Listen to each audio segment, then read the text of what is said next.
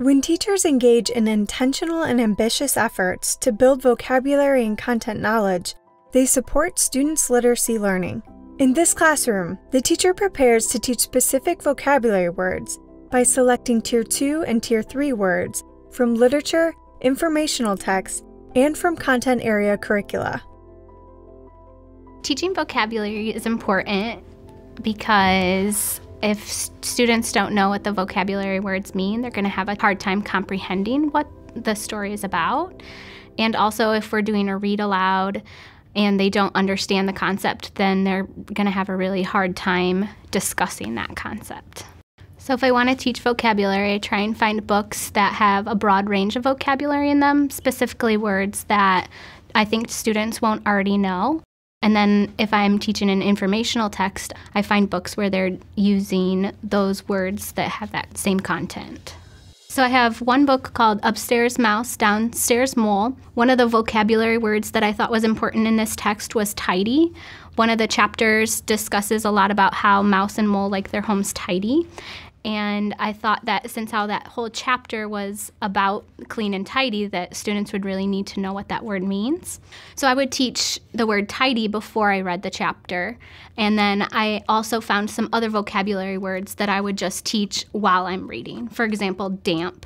I would simply just read the word damp, and then I would tell them that damp means slightly wet. Some of the other words that I chose were, one was selfish.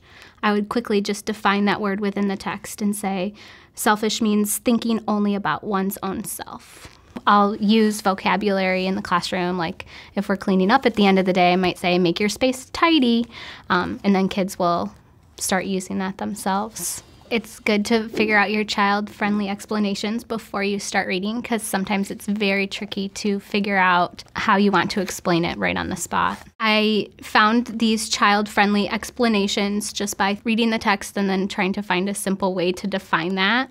So when I'm reading informational text, I pick out the words that I think the students are going to need to know first to be able to comprehend the text. I also pick words that are important to the content of our curriculum and for the book.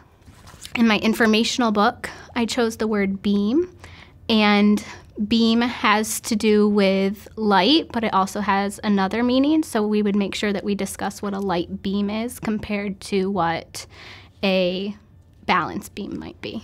I would like my students to use their vocabulary when they're discussing the topic or the content. I'd like them to be able to use it in their writing, and I'd like them to use it when they're reading and they come to those words in the book. One word that my students like to use now when they're getting hungry is they like to use the word famished. It makes it sound very dramatic. When we're on our way to lunch, they tell me that they're famished.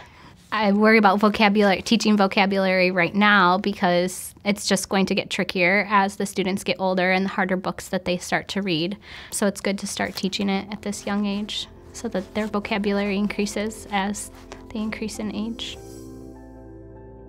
Learn more at literacyessentials.org.